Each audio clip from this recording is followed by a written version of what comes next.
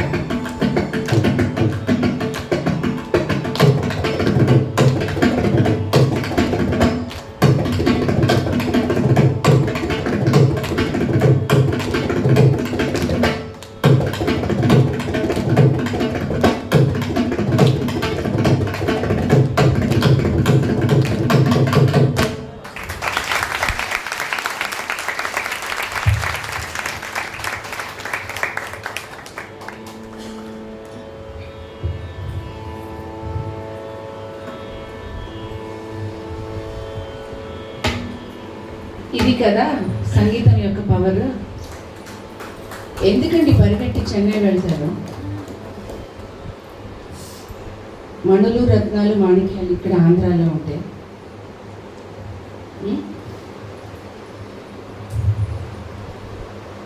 చాలా సంతోషం ఉన్నాం. నో వర్డ్స్ అని అందరూ అంటారు, కానీ ఇవాళ program up to core no words అనే పదానికి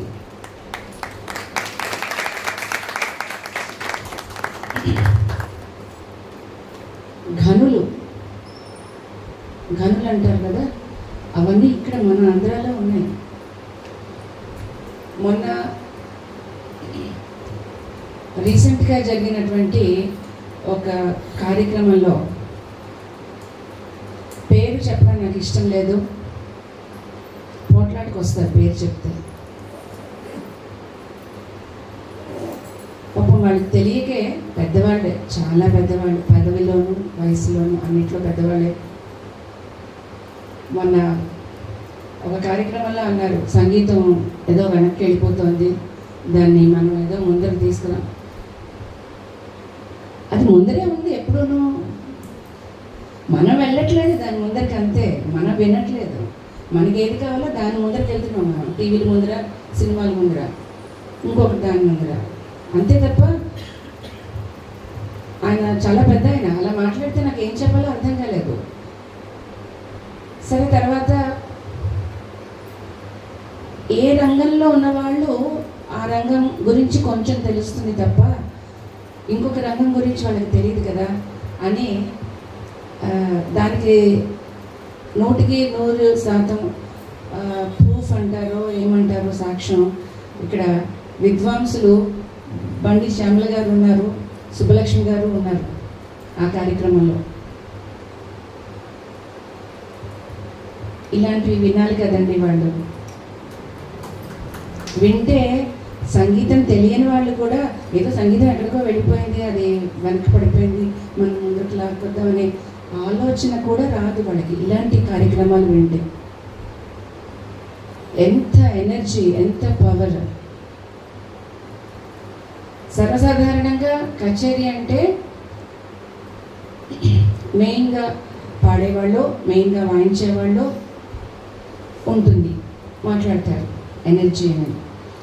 ఇక్కడ ఇంకొక గంట కచేరీ ఇట్లాగే కనుక కొనసాగితే పేలిపోతుంది ఇక్కడ.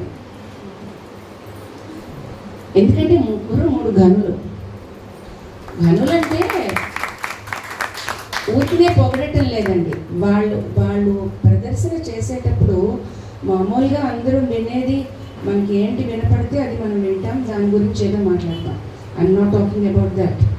If you see their faces, వాళ్ళు ఎంత కసితో పాడుతున్నారు, ఎంత కసితోటి వాళ్ళు ప్రదర్శన చేస్తున్నారు. ఇలా చేయడానికి వాళ్ళు ఎంత కష్టపడి సాధన చేస్తే, ఆ సాధన, వాళ్ళు చేసిన సాధన అంతా ఇవాళ వాళ్ళు 3 మొహాల్లో కనపడుతుంది. ఏదో ఆడియన్స్ కోసం నేను పాడుతున్నాను, వాళ్ళు తప్పట్లు కొట్టారా, వీళ్ళు బాగుందన్నారా, వాళ్ళు శభాష్ అన్నారా అనేది కానే కాదు. ఏమో ఇవన్నీ కొన్నాళ్ళు పోతే వస్తాయేమో, ఆడియన్స్ కోసం ప్రదర్శన చేసి. వాళ్ళు ఇంకా చిన్నపిల్లలు కదా. హై వోల్టేజ్లో ఉన్నటువంటి దాన్ని ఏంటంటారు, ఎలక్ట్రికల్ సబ్స్టేషన్ అంటారు కదా, అది ఉంది ఇవాళ ఇక్కడ. అది నిజంగా చాలా వారి ఆ బిడ్డలని, ముగ్గురు బిడ్డలు సమానం. ఇవాళ ఒకళ్ళు మెయిన్, ఒకళ్ళు పక్కన, వీళ్ళు పక్క వైద్యాలు అనేది లేదు, 3 సమానమే. మెయిన్గా అనేది లేదు. ఒకళ్ళు పాడుతుంటే పక్క వాళ్ళకి అంటే వీళ్ళు పాడుతున్నారు, వాళ్ళు వాయిస్తున్నారు, వీళ్ళు వాయిస్తున్నారు, వాళ్ళ అవగాహన కోసం అలా కూర్చున్నారు అంతే. మనకు అర్థమయ్యేటట్టు భాషలో చెప్పాలంటే 3 ఇటు పక్కే తిరిగి కూర్చోవాలి, అంటే మనకు అర్థమయ్యేటటువంటి భాషలో. అంత చక్కటి జ్ఞానవంతమైనటువంటి ప్రదర్శన ఇవాళ. నేను అమ్మాయితో, అమ్మాయి అనేస్తున్నాను, అమ్మాయితో అన్నాను, శ్రావణ మాసం కదా, ఇక్కడ ఎండడలో మనం కొత్తగా పెట్టాము ఈ కల్చర్ని కొంచెం కల్టివేట్ చేయడానికి. ఇక్కడ సుందరి గారి ఇంట్లో, మూర్తి గారి ఇంట్లో, వీళ్ళింట్లో సంస్కృతముకి ఒక పీట వేశారు మూర్తి గారు. అలాగే స్పిరిచువల్గా ఏవో కొన్ని గ్యాదరింగ్స్, లలిత శాస్త్రనామ పారాయణ అవన్నీ చేస్తున్నారు సుందరి గారు. కానీ సంగీతం ఐ థింక్ ఎవరు మొదలట్లేదని అనుకుంటున్నాను, చరణ్ గారు చెప్పాలి. ఎందుకంటే వారే ముందర ఇక్కడ కాబట్టి సంగీతం కూడా కలిస్తే ఇవన్నీ వేద విద్యలు కదండి, కలిస్తే బాగుంటుంది అనే ఒక ఆశతోటి స్టార్ట్ చేశాను. అది చేసినప్పుడు ఆ అమ్మాయితో అన్నాను, ఇది శ్రావణ మాసం కదా, ఇక్కడ ఆర్టే పెద్ద సంగీతంలో ఆరితేరిన వాళ్ళు రాకపోవచ్చు, కాబట్టి అందరికీ అర్థమయ్యేటట్టు అందరికీ ఇంట్రెస్ట్ క్రియేట్ అవ్వడానికి, ముందర వెళ్ళి వినాలి ఏమిటో అనే ఇంట్రెస్ట్ క్రియేట్ అవ్వడానికి ఇది శ్రావణ మాసం కాబట్టి నీ కీర్తనలు మీరు ఇవాళ కచేరీలో ఆ రోజు కచేరీలో పాడేటటువంటి ఐటమ్స్ అన్ని కీర్తనలే కాదు, ఏదైనా సరే లక్ష్మీదేవికి సంబంధించినవి అయితే బాగుంటాయి. ఒకటి. రెండు, సంగీతం నేర్చుకునేటటువంటి పిల్లలకి కూడా ఇది ఒక నాలెడ్జ్, ఒక లెసన్, పెద్ద ఒక లెసన్ కాదు, ఒక 100 లెసన్స్కి పెట్టు ఇవాళ కచేరీ. ఎందుకంటే వాళ్ళకి తెలియని కీర్తన బోర్డు, ఓ లక్ష్మీదేవి ఇన్నున్నాయా అని తెలుసుకోవడం, వాళ్ళకి నచ్చినవి ఏమైనా ఉంటే అది నేర్చుకోవడానికి వాళ్ళు ప్రయత్నం చేస్తారు అనేటటువంటి ఉద్దేశంతో అమ్మాయి, చిన్న అమ్మాయి, నేను చెప్పిన అలాగే అలాగే మేడం అలాగే పాడేస్తాను. ఒక PhD చేసిన లెవెల్లో ఆ అమ్మాయి దీని మీద, మామూలుగా మనం ఎవరు నేర్చుకున్నామో అదే ఒక 2 గంటలు 3 గంటలు పాడడం అది వేరండి. మనం నేర్చుకున్న గుర్తులలో ఏవో మొత్తం అన్ని కలిపి కొట్టి నది దేవుడి మీద కలిపి కొట్టేసి చేసేస్తాం, అది కాదు. మా ఢిల్లీలో టిఆర్ సుబ్రహ్మణ్యం గారని పెద్ద విద్వాంసులు, వారి శిష్యులు డాక్టర్ రాధా వెంకటాచలం గారు, వారి గైడెన్స్లో నేను నా PhD చేశాను ఢిల్లీ యూనివర్సిటీలో. సో అక్కడికి వెళ్ళినప్పుడు తెలిసిందనమాట, నేను బాగా చిన్నదైనప్పుడు ఏకరాగ సంధ్య అంటే నాకు అసలు తెలిసేది కాదు అంతవరకు, నేను చాలా చిన్నదాన్ని అఫ్కోర్స్, బట్ అయినా ఇక్కడ ఇంకా ఆంధ్రాలో అప్పుడు ఆ కల్చర్ లేదు. ఏకరాగ సంధ్య ఇప్పుడు బాగా అందరూ వినికిడే, కానీ అప్పుడు అస్సలు లేదు.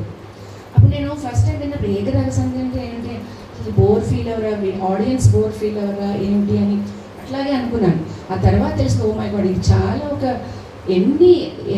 ఎన్ని లక్షలు కుమ్మరిస్తే మీకు ఇలాంటి లాంటి ప్రోగ్రామ్ మీకు వచ్చి ఇంత జ్ఞానం మీకు ఆ ప్రోగ్రాంలో వచ్చి నేర్చుకునే స్టూడెంట్స్కి లభ్యపడుతుంది చెప్పండి.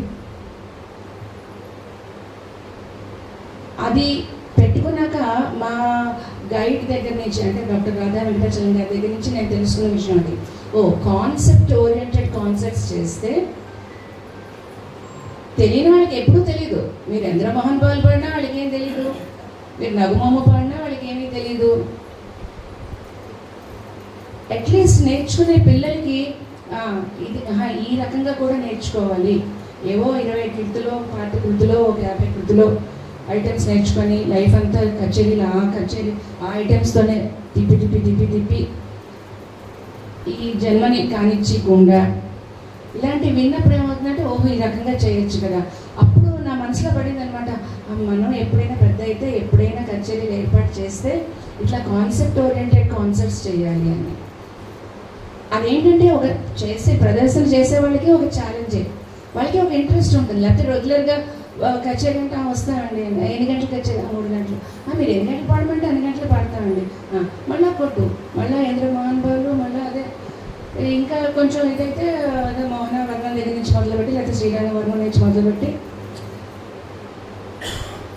అయితే ఇందులో ఒక విషయం ఉంది, బాగా తెలిసిన ఐటమ్స్లో కూడా ఇలాంటి పిల్లలు, అంటే కసితోటి చేసే పిల్లలు ఉన్నప్పుడు వాళ్ళ చేత అలాగ బాగా నానుడిలో ఉన్న కృతులు ఐటమ్స్ ఏమైనా పాడమన్నా వాళ్ళు దాన్ని వివిధ రకాలైనటువంటి కొత్త ప్రక్రియలని అందులో ఇమిడ్చి వాళ్ళు పాడతారు.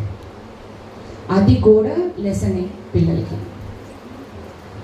సో చాలా చాలా బాగుందమ్మా. బాగుంది అనే పదం చాలా చిన్నది. ముగ్గురు, ఒకళ్ళు ఇది ఒకళ్ళ తక్కువ ఎక్కువ అని కాదు, తక్కువ ఎక్కువ అసలు పదమే లేదు. బట్ అందుకే అంటారు యూతే కదా, మనం ఒప్పుకోక తప్పదు. కసి వాళ్ళల్లో కనపడింది. ముగ్గురు మొహాలు మీరు చూడండి వాళ్ళు వాయించేటప్పుడు. ఈ వీడియో ఉంటుంది, వీడియో మళ్ళీ అబ్జర్వ్ చేసి చూడండి, నా మాటలు జోడించి. ఆడియన్స్ కోసం వాళ్ళు పాడలేదు, ఆడియన్స్ కోసం వాళ్ళు వాయించలేదు. ఇంకా ఏంటి మనం చేయగలం, ఇంకా ఏంటి చేయగలం ఈ రాగంలో అనే ఆ కసితోటి వాళ్ళు ప్రదర్శన చేశారు. నిజంగా ముగ్గురికి మీలో ఇవాళ ఈ 2.5 గంటలు అమ్మవారు తప్పకుండా ఆవాహించి ఉంటుంది. ఆ ఆవహించిన అమ్మవారికి మీ ముగ్గురికి మనసా నేను ధన్యవాదాలు, నమస్కారాలు తెలియజేసుకుంటూ, వేరువేరుగా నాకు చెప్పడం ఇష్టం లేదండి. ఎందుకంటే ముగ్గురు ఇలా తూగారు. మీరు త్రాసు పెడితే ముగ్గురు తూగారు. త్రాసు దేనికంటే వాళ్ళకున్న జ్ఞానానికి, వాళ్ళు పడిన కష్టానికి. త్రాసు వేస్తే ముగ్గురు ఇలా సమానంగా తూగారు.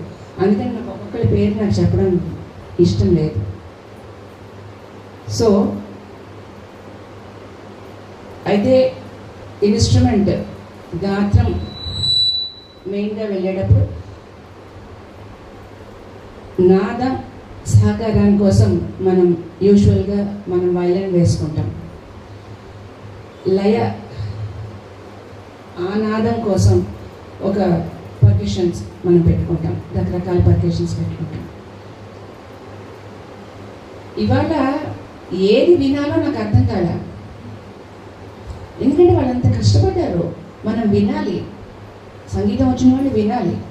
వాళ్ళు పడిన కష్టాన్ని మనం వింటేనే కదా వాళ్ళకి అది ఒక మార్క్ అవుతుంది. అందరిలాగే మనం బాగా పాడామమ్మా, చాలా బాగుంది, సంతోషం, వృద్ధిలోకి రావాలి. కాబట్టి ఇవాల్టి కచేరీ ముగ్గురి యొక్క ప్రదర్శన, ముగ్గురి యొక్క కలిపిన ప్రదర్శన నేనైతే ఒక ఎలక్ట్రికల్ సబ్స్టేషన్తో పోలిస్తాను.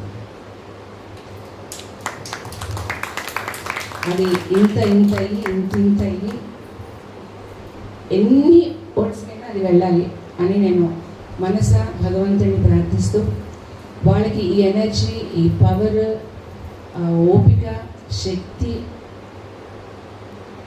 ఏ రకంగానూ కూడా వాళ్ళకి ఒక్క ఆవగించంత కూడా వాళ్ళకి తగ్గకూడదు. వాళ్ళ జీవితం అంతా వాళ్ళు అలా కృషి చేస్తూనే ఉండాలి, ప్రదర్శన చేస్తూనే ఉండాలి, మనం అలా వింటూనే ఉండాలి అని నేను భగవంతుడిని కోరుతూ ముగ్గురికి మరొకసారి ధన్యవాదాలు తెలుపుకుంటూ, కచేరీలో చాలా అంతరాయం ఇలా మాట్లాడడం, కానీ మాట్లాడాలి. లేకపోతే కొంతమందికి తెలుస్తుంది వాళ్ళు ఏం చేశారో, కొంతమందికి పాప చాలా బాగా పడిందండి, కష్టపడిందండి. ఏంటి కష్టపడింది? వాళ్ళు పట్టే చెమటలు చూసి మనం కష్టపడిందని అనుకోకూడదు. వాళ్ళు ఎంత కష్టపడితేనో ఇవాళ ఈ ఒక పవర్ లాంటి ఒక ప్రదర్శనని వాళ్ళు ప్రదర్శించారు. మధ్యలో మాట్లాడడం ఇష్టం లేదు, ఎందుకంటే డిస్టర్బ్ అవుతారేమో అని. కానీ మనం మాట్లాడాలి కదా, మన ఆనందాన్ని మనం వ్యక్తపరచుకోవాలి. కాబట్టి అంతరాయానికి నిజంగా నేను ఇవాళ ముగ్గురిని క్షమించమని కోరుతూ, మా అమ్మగారి పేరిట పెట్టిన ట్రస్ట్ తరపున, అమ్మగారి సంగీతం క్లాస్ తరపున, పిల్లలందరి తరపున ఒక చిన్న సత్కారం. తర్వాత నేను వీళ్ళకి సత్కారం చేసే లోపల రేపు అంటే వాళ్ళు వచ్చిన వాళ్ళందరూ సంగీతం వాళ్ళే, కానీ పిల్లలందరికీ బాగా ఉపయోగపడేటటువంటి, జీవితంలో ఉపయోగపడేటటువంటి ఒక కార్యక్రమం రేపు 6వ తారీఖు ఇక్కడే జరగబోతున్నాం. అది సంస్కృత భాష గురించి. ఒక్కసారి దాని గురించి అంటే ఆ ప్రోగ్రాం ఏంటి అనేది మూర్తి గారిని ఒకసారి వచ్చి వివరించమని కోరుతున్నాను. ఈ లోపల నేను మీ టైం, ఎవరి టైం వేస్ట్ చేయకుండా వాళ్ళకి చేయాల్సిన చిన్న టోకెన్ నేను ఇస్తాను. ఈ లోపల వారు 6వ తారీఖున ప్రోగ్రామ్కి వీరందరూ తప్పకుండా రావాలి, ముఖ్యంగా పిల్లలందరూ రావాలి. ఈయన మూర్తి గారు మా ఇంటి వెనకాతలే ఉంటారు. స్టేట్ బ్యాంక్లో కదండి వీరు పనిచేసి రిటైర్ అయిన తర్వాత,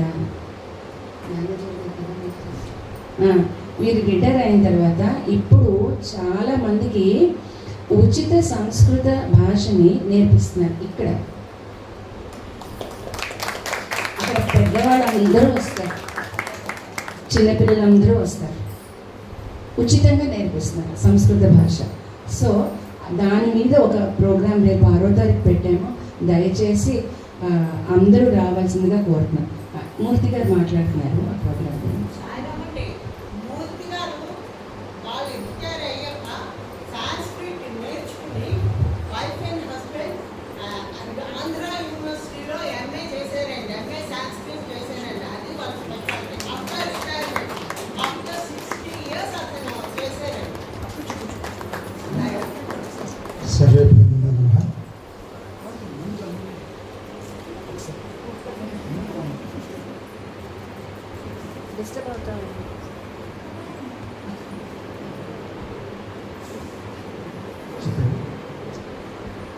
సంస్కృత భారతి అని ఒక పెద్ద ఆర్గనైజేషన్ ఉంది, NGO, non profit organisation.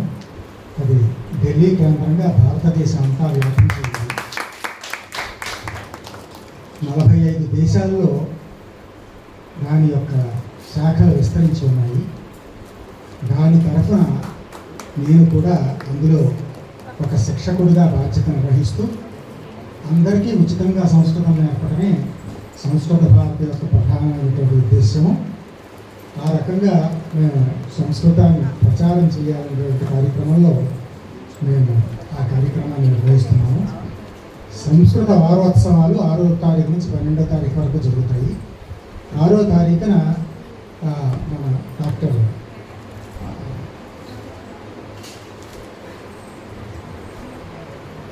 Are Madhuri Devi గారి సౌహార్దత్వంతో ఇక్కడ ఒక కార్యక్రమం నిర్వహించాలని చెప్పి సంస్కృత భారతి పెద్దలు నిర్వహించారు.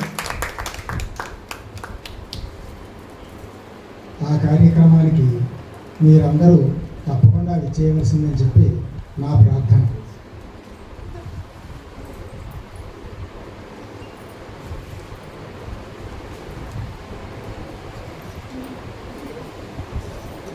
సంస్కృతానికి సంగీతానికి చాలా సంబంధం ఉంది.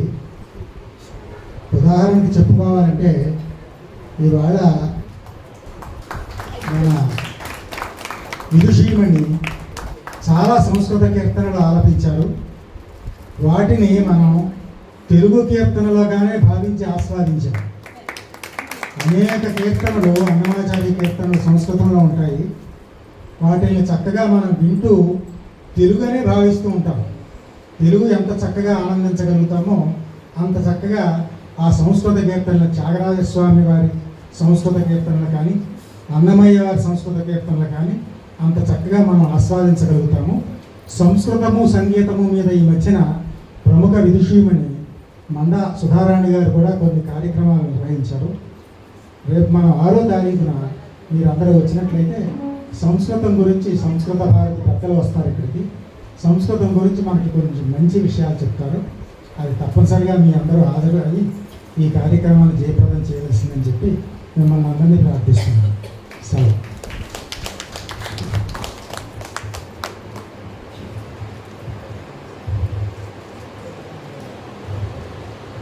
పిల్లల అదృష్టం ఏంటంటే వారి తల్లిదండ్రులు, అమ్మమ్మలు కూడా పిల్లలు ఇంత చక్కటి స్థితిలో వచ్చినప్పుడు వాళ్ళు విని ఆనందించడం అనేది ఒక మహాయోగం. నేనైతే అదే అంటాను. ఆ యోగం ఇవాళ ఆవిడ గొప్ప వీణ విద్వాంసులు, వాళ్ళ అమ్మమ్మగారు, వాళ్ళ అమ్మగారు ఆటోమేటిక్ కదా. సో బండి శ్యామల గారికి, సుబ్బలక్ష్మి గారికి, వరేణ్య వాళ్ళ అమ్మగారు, మా పేరు లలిత గారు, అన్ని అమ్మవారి రూపాలే. లలిత గారికి నా హృదయపూర్వకమైనటువంటి ధన్యవాదాలు తెలుపుకుంటున్నానమ్మా. మీరు మా ప్రతి కార్యక్రమానికి ఇలాగే వచ్చి మమ్మల్ని ఆశీర్వదించాలని నేను కోరుకుంటున్నాను. కచేరీ కొనసాగించవలసిందిగా కోరుతున్నాను.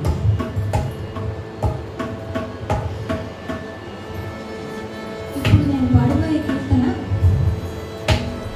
అన్నమాచార్యులండి. దీని సందర్భం ఏంటంటే, నరసింహస్వామి హిరణ్యకశిపు వధ చేసిన తర్వాత చెంచులక్ష్మి ఆయన శాంతింపజేయడానికి వచ్చింది అని ఒక థీరీ ఉంది, ప్రహ్లాదుడు కాకుండా. సో ఆ సన్నివేశం తీసుకునేమో చెంచులక్ష్మి నేను వస్తున్నాను, నేను ఇలా ఉన్నాను అని మొత్తం ఆవిడ గురించి ఆవిడ చెప్పుకుంటున్నారు అన్నమాట. చెంచులక్ష్మి అన్నమయ్య రాసిన కీర్తన. దీన్ని